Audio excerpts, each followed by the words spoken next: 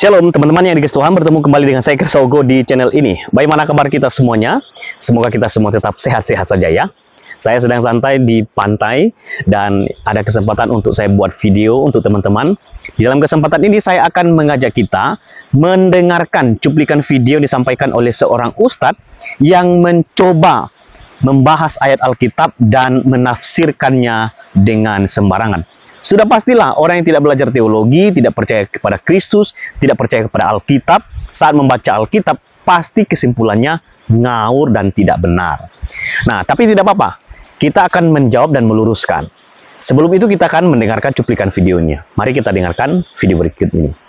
Hukum yang terutama di dalam Injil Markus pasal yang ke-12 ayatnya 12 sampai, kalau komplit ya 3 sampai 34. Maka Yesus ditanya oleh ahli Taurat, hukum mana yang tertinggi itu ya Yesus? Hukum yang tertinggi ialah cintailah Tuhan Allahmu dengan segenap akal, budi, jiwa, raga, dan kekuatanmu. Jadi cinta yang paling tinggi dari segala cinta, mencintai Tuhan yang paling kuasa, maha kuasa. Tuhan yang maha kuasa itu Tuhan yang mana? Cintailah Tuhan Allahmu dengan segenap akal, budi, jiwa, raga, dan kekuatanmu. Ini jawab Yesus. Yesus bukan menjawab, cintailah aku dengan segenap akal, budi, jiwa, raga, dan kekuatan. Tapi cintailah Tuhan yang Maha Esa. Di Alkitab itu tidak ada yang mengatakan kalau Yesus itu Kristen atau Yesus Katolik. Itu tidak ada. Yesus itu setelah saya cari Al-Imran 50 sampai dengan 52. Khawariuna nahnu ansarallah amana billah washad bi ana muslimun. Nabi Isa atau Yesus dalam bahasa Yunani, Yosua Amasiah dalam bahasa Ibrani, dia mengatakan bahwa muslimun itu artinya tunduk patuh. Maka Yesus dan murid-muridnya yang patuh dan tunduk itu muslim. Begitu diantaranya.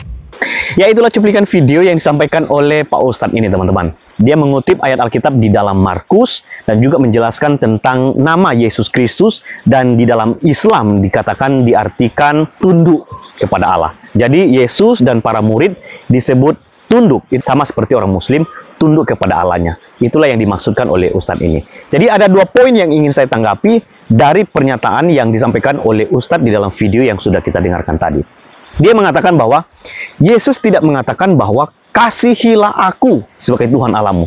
Tetapi Yesus mengatakan, kasihilah Tuhan Allahmu dengan segenap kekuatanmu, dengan segenap jiwamu, dengan segenap akal budimu, dan dengan segenap hatimu. Ya, jadi Ustadz ini menyimpulkan bahwa Yesus itu bukan Tuhan. Tuhan itu adalah Tuhan yang Esa. Nah, memang teman-teman, kalau teman-teman baca di dalam Markus pasal 12 itu, Yesus ketika memberi jawab, ada pertanyaan hukum mana yang paling utama. Sebelum menjawab hukum itu, Yesus mengutip Shema Israel.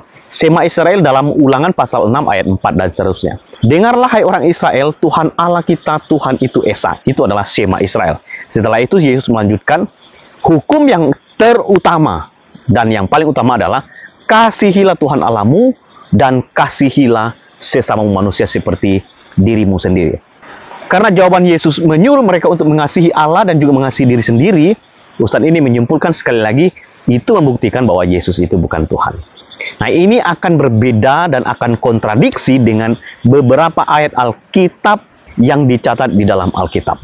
Ya, misalnya, ketika Yesus mengatakan, kasihilah Tuhan Allahmu dengan segenap hatimu. Apakah itu membuktikan bahwa Yesus menyuruh mereka untuk menyembah Allah karena dia bukan Allah?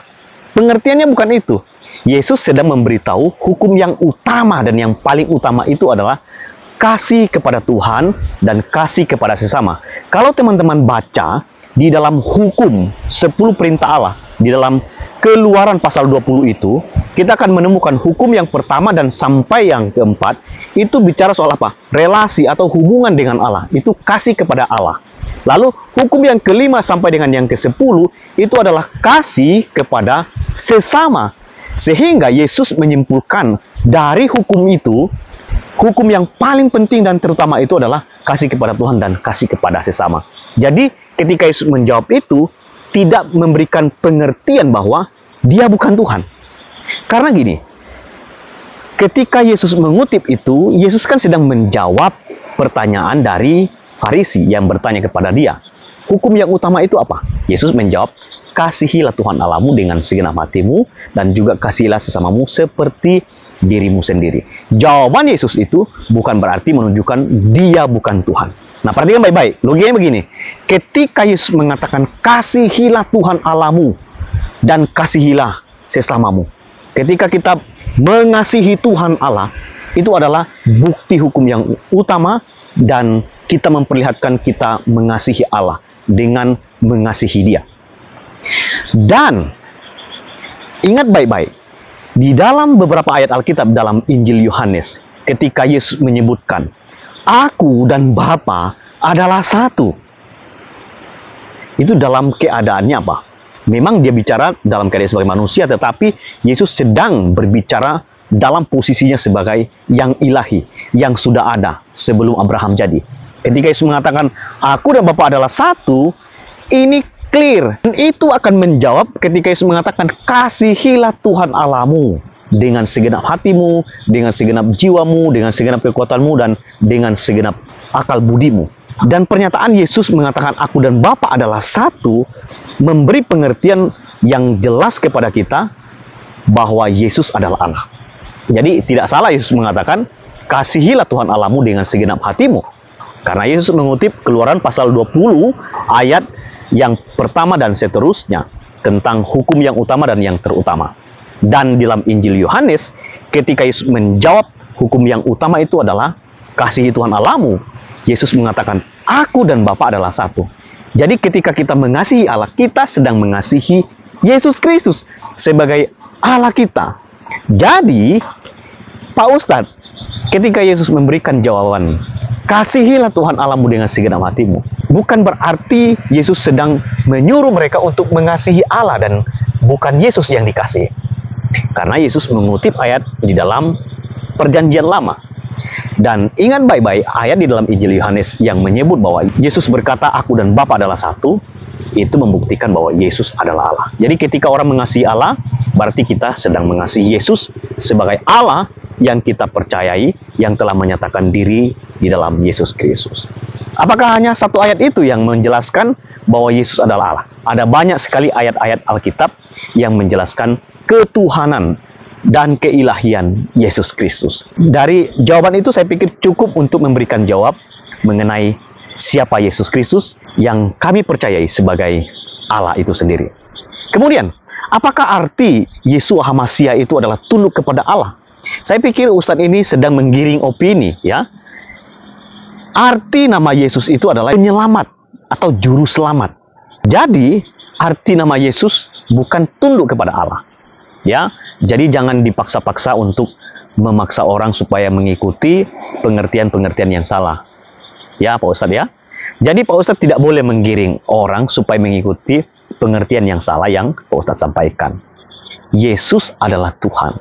Bukan karena para rasul yang mengangkat dia menjadi Tuhan. Apalagi bapak-bapak gereja, bukan. Diakui atau tidak diakui, Yesus Kristus adalah Tuhan. Itulah sebabnya kami tidak mungkin binasa, karena yang menjamin hidup kami itu adalah Tuhan Yesus Kristus. Itu jawaban sederhana saya dari video yang sudah kita dengarkan.